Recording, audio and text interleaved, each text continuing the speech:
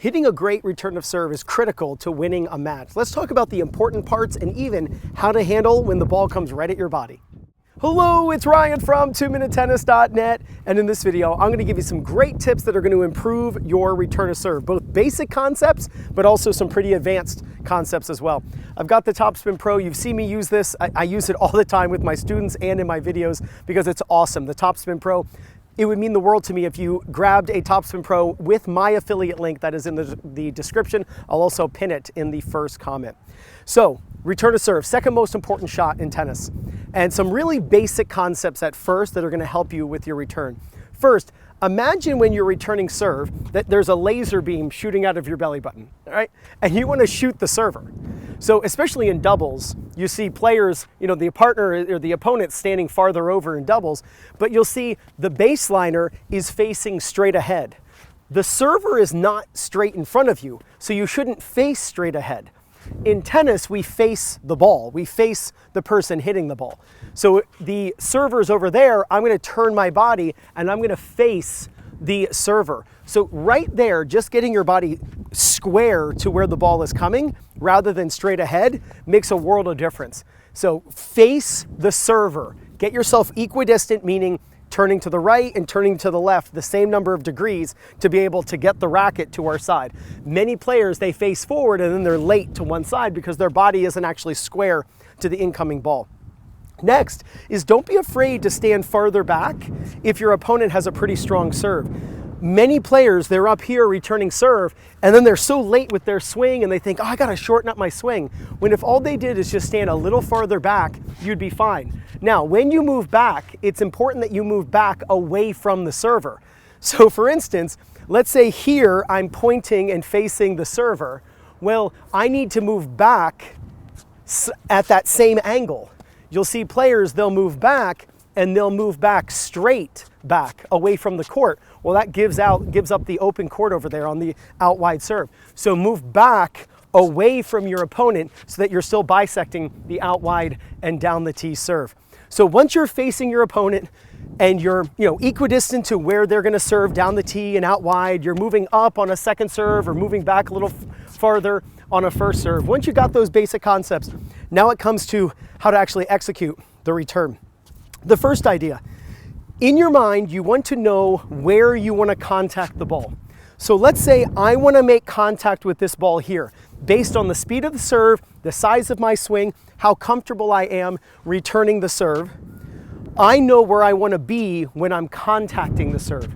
So what I would recommend is to stand 2 steps back. Don't start where you want to make contact, but stand farther back because we want pre-movement going forward. We want our body weight going in and kind of attacking this return. I don't want you up and then getting pushed back while you're returning. So stand farther back, and where you start is not where you're planning on being on the return. Start farther back and then move forward into the return. The second idea is the split step, and this really starts the concept of split, turn, hit, step. That's the order of events on a return of serve. Split, turn, hit, step. Now it's a little hard because I don't have an opponent right here, but I'm going to show you Novak Djokovic here in a second. Why not, right? Why not just go to the best? When you are going forward and getting pre-movement, what I do is step and then split. So I do, me personally, and you see Andy Murray do this as well. I like to teach people to take 1 step forward, and that's typically when the opponent begins their service motion. You take 1 step forward, and then we want a split step. Now, you want to be in the air as your opponent makes contact with the ball. So I'm doing this as I take off and my feet split apart. It's why it's called a split step. When I'm in the air, my opponent makes contact with the ball. That way, when I land, as my feet are hitting the ground, my brain is reacting to where I need to go with my body and turn for the ball coming in. You don't want to be landing the split step as the opponent makes contact with the ball. That's not what they did 100 years ago. It's not what they did 50 years ago. It's not what Agassi and Sampras did, and it's not what the pros do today. You want to be in the air as your opponent hits the ball. Whether you're going to the net, whether you're returning serve, doesn't matter. During a rally, you want to be in the air as your opponent hits the ball. In fact, let's check out Novak Djokovic right now against Berdych. Notice where Djokovic is through his process of split stepping at the moment Berdych contacts the serve. Now this video is courtesy of Racket Mania. Here's Berdych and he's serving to Djokovic. So here it is. It's so clear that Djokovic is in the air as the ball is being struck. So you can see he's taking off. So look at Djokovic's feet. First off, just look how wide he is. I love how far apart his feet are. But watch how he takes off prior to Berdych hitting. And then right there is contact. So we'll call that contact right there. And look at his feet. He's off the ground. And then after Berdych hits the ball, Djokovic is still off the ground. And now he's landing. Now notice, Djokovic has not moved. Why has he not moved? And notice this again. There's the serve being hit. The ball is gone. The ball has left Berdych's racket. Djokovic has still not moved his racket. Now he's finally moving. The reason you want to land after your opponent hits the ball is because there's a delay in our reaction time. What we want is to land when our brain processes where the ball is going. And it can't process the moment your opponent contacts. It's after your opponent contacts that you finally recognize. So what you want is your feet hitting the ground, and we can look at his racket to know when he processes, right? When does he process? When does he process? Now his racket starts moving, and it just so happens to coincide with when the feet are hitting the ground. That explains why you want to be in the air as your opponent contacts the ball. So that when you finally do land, you're landing when you know where to go, and then you bounce into position. Now, this is a great serve out wide. But you can see there's the turn. There he's leaning. But it's just too good of a serve. Now, since we have this great view, let's do the reverse. Now, remember, Djokovic doesn't take a step forward. But look at Berdych. See how Berdych takes a step forward and he's moving into the return? So this is what I recommend, is that forward movement where you step with one foot forward. I'm not saying Djokovic is wrong. It's not what I'm saying. It's just I'm recommending that you do a step forward. So you can see as Djokovic tosses the ball, that's then when Berdych steps forward. So your opponent tosses, you step forward. Now when Djokovic hits the ball, look at Berdych's feet. You'll also notice that Berdych is a little later in his whole movement. Maybe that makes him a little later. Maybe it's because he can't react as fast as Djokovic. I don't know. Here's Djokovic's left arm tucking in against his body. A reactive break slows down the body, accelerates the arm and the racket.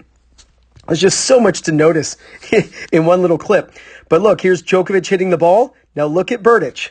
Berdych has not moved. He hasn't moved. He hasn't moved. Now there's the land. Notice as soon as his feet hit the ground, that's when his racket moves. When his racket moves, that's when we know his body is reacting, and now he knows where the ball is going. As soon as your opponent hits the ball, you still haven't even noticed where the ball is gone yet. So when Djokovic makes contact, Berdych is off the ground. His feet are splitting apart. That's why it's called a split step. Feet split apart. And then that's how you get into position. With that awesome split step, you're in the air as your opponent hits the ball. You'll be so much faster when you land. So now that we know we want to be in the air as the opponent makes contact, the next idea is the order of events is split, turn, hit, step. Split, turn, hit, step. When you split step, the first thing you want to do is turn. And you don't need to think of it as take your racket back. You typically want a shorter backswing on the return of serve. You can take the racket back. It can be a circular swing, but it's just not in your best interest to have a very large swing. So the way you can think of it is when you turn, whether it's a backhand, one-handed, two-handed, or forehand, let your shoulder turn be the take back. That should be the feeling. The feeling is turn your body and then you've taken your racket back enough. But it's split, then turn, then hit, then step. So I'm going to show you here really quickly. So it's split, and if there's the ball, then I turn, then I hit, then I step. Watch this again. Split, turn, hit, step. My definition of a step is the foot hitting the ground. When my foot hits the ground, that's what I'm calling stepping. I'm not calling this a step.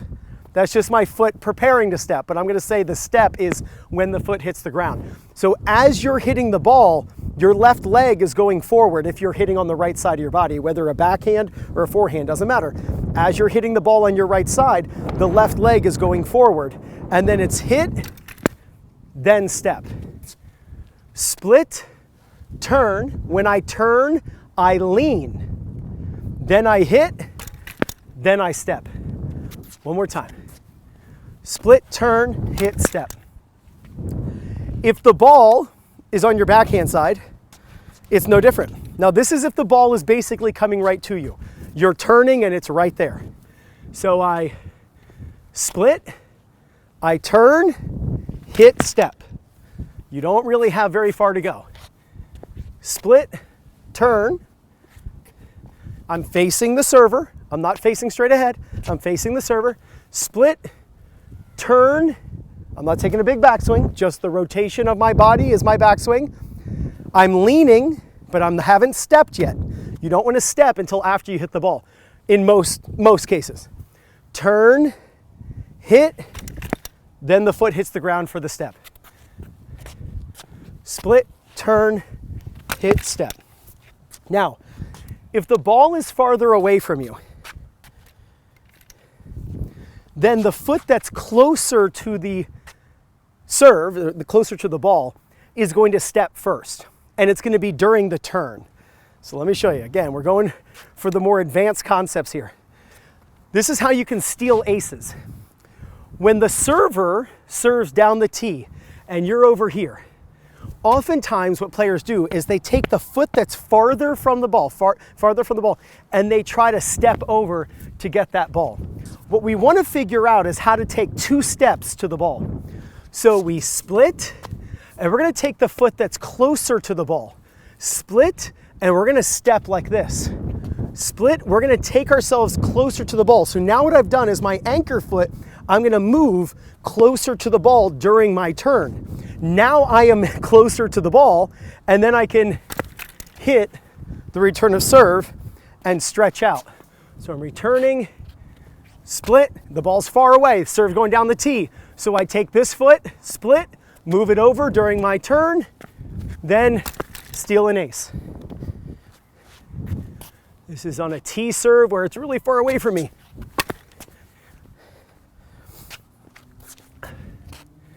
Split, watch this foot. Then I hit. Same thing on the backhand side. This is how you get balls that are far away from you. You split step, and then when you land and you're recognizing where the ball's going, the foot that's closer steps. And then you lean, and then you hit, and then you step with the second foot. Having a Topspin Pro allows you to work on this slowly. Make sure you get it right. Out wide serve, foot, steps over, and then I go. That's fun to do. All right, so now we're talking about a ball that's coming right at us. So the ball's coming right at us. And I'm going to move this actually very close to me so I can practice this. When a serve is hit right at you, you have to move out of the way of the ball. This is why I'm a big fan of serving at the body, by the way, because it forces your opponent to have to not move into the shot, but move out of the way of the shot, right? So when the ball was over there, my body weight was moving into the ball. When the ball was out wide on my backhand, the ball was, like my body was moving toward the ball. So here I've got to move out of the way of the ball. So when the ball comes to me, if I'm going to choose a forehand, there is some merit to say, hey, why not move toward the center of the court? I totally get it. But in the heat of the moment, sometimes it can't be super easy to think of all that at once. When the ball is at you and you realize that ball's coming right at you, what you want to do is turn and step under. So I'm going to turn that way while moving that way. And I'm going to do it by stepping under with my right foot. So I'm moving to my left and I go like this. And then I quick recover. So watch it again. Split, ball comes right at me. I turn, I step under. So I'm going to take 2 steps, right, then left. Right, then left. That gets me out of the way of the ball. Split, oh, ball comes right at me, and then I move. If I choose a backhand, it's the same thing. Ball comes right at me, I'm moving this way, turning that way, and I do it by stepping under with my left foot, and I go like this. So you want to step under.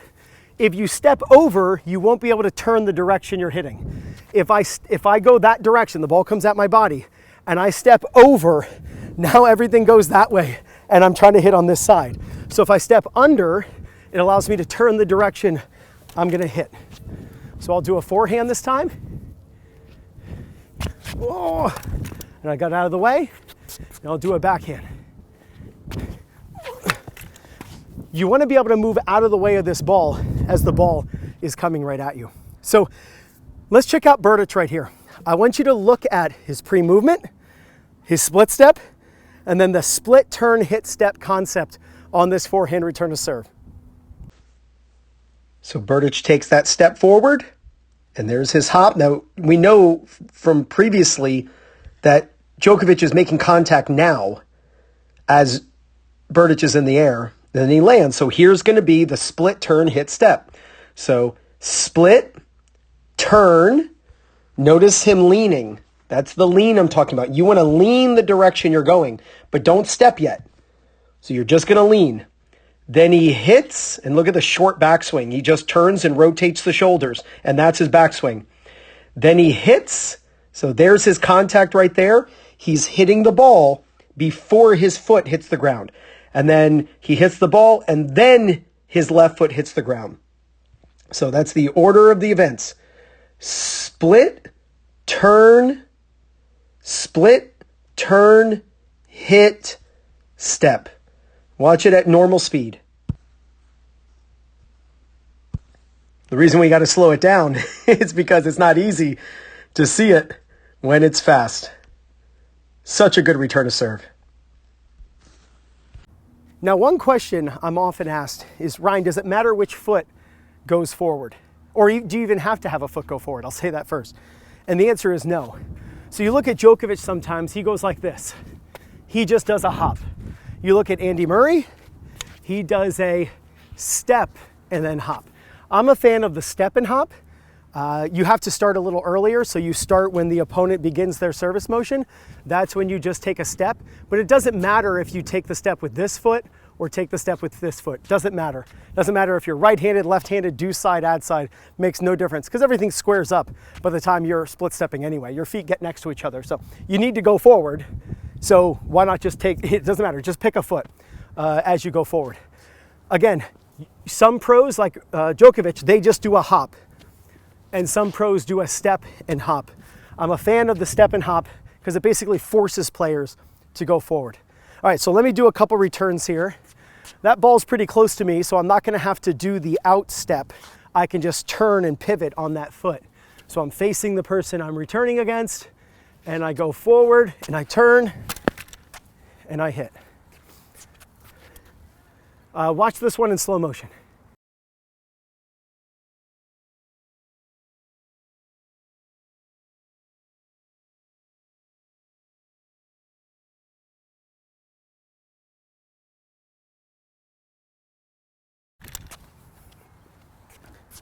Split, turn, hit, step. Split, turn, hit, step. I'll do farther. So you now know, because you learned, you now know, let me turn this slightly. You now know what I'm gonna do with my right foot after my split step.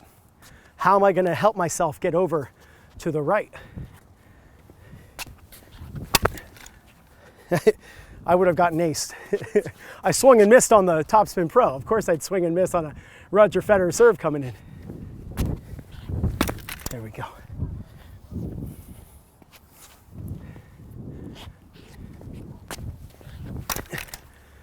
So many players can't get to the out wide balls because they commit with their front foot stepping first. My front foot on a forehand is my left foot. Now, I shouldn't say it that way. My front foot when hitting on the right side of my body is my left foot. Because again, this doesn't matter if you're a lefty or a righty, forehand, backhand, it's all the same. Footwork on the return to serve it doesn't matter. It doesn't depend on forehand or backhand. It just matters which side of the ball or which side of your body you're hitting on. When I want to go that way, so many players, they step with their left foot and now they can't reach the ball. And you might think, oh, well, you just step with the other foot. Good luck getting two limbs on the same side of your body to swing forward at the same time. We don't run like this. So what we're trying to do is figure out how can I get my right arm to go forward with my left leg. So when I turn, that's when I sneak this foot, and now I can get my left leg and right arm to go forward at the same time. And that's just how we run, right? Physics is going to make sure that every action has an equal and opposite reaction. So I have to time it so that my left leg and my right arm go forward at the same time. All right, I'll do a backhand. That's pretty close to me, so I'm not really going to have to go anywhere. Return of serve. By the way, let me go over some more basic things here. As I'm making this video, I'm thinking, Ryan, you dummy, you forgot to say something. When you're returning serve and you're a one-handed backhand, it's okay to start with your backhand grip. I know some players find it tough to make that grip change all the way over on the one-handed backhand. So if you want to start with the backhand and then find it easier to find the forehand, then that's fine. If you're a two-handed backhand, start with both hands on the grip. What I like to do is wait in my topspin grip with my bottom hand, and then my top hand is ready for a backhand. And then when the ball comes to my backhand, I'm changing my grip during my shoulder turn or during my step and shoulder turn if it's a farther ball. So that ball is pretty close to me, so I can split. I don't need to step. I can just turn, hit, and then step. Split, turn, hit, step. Now we'll make it farther away.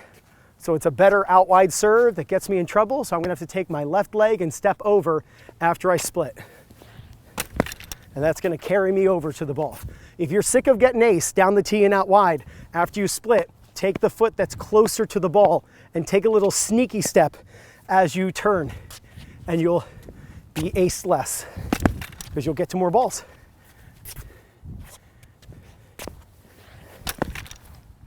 So get yourself a Topspin Pro. I mean this. This isn't something I just push and I don't use. I use this all the time. And to be able to have a stationary ball that you can practice and work on, you don't need a ton of balls in it like a ball machine. And if you have a ball machine, great, I use a ball machine. But this is great for at-home practice, in your garage, in your driveway. I promise you, people who get this love it, especially when they can practice things like this on their own. They don't have to wait for a tennis lesson on court or their local league, or if it's cold, they can do this, in the comfort of their basement. So work on your return to serve. Face your opponent. Figure out where to stand to give yourself the best chance equidistant left and right. Be able to move forward. Be in the air as your opponent hits the serve. Be in the air, as you just saw with Djokovic and with Berdych. When you land, practice split, turn, just turn the shoulders, that's it, and then hit, and then step. Split, turn, hit, step. If the ball's out wide, or down the tee, to help you get there, take the foot that's closer to the ball, scoot it over a little bit during the turn. That'll carry you farther because you just moved your anchor foot closer.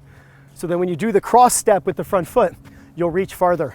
And the ball comes right at you, move out of the way by turning to the side you want to play the ball on, but taking that foot, that side, on the side where you're hitting, take that foot and go under to move out of the way. In fact, actually I was going to show you a video just now, but I don't have their permission, so I'm not going to show it. I'm going to put in the comments below.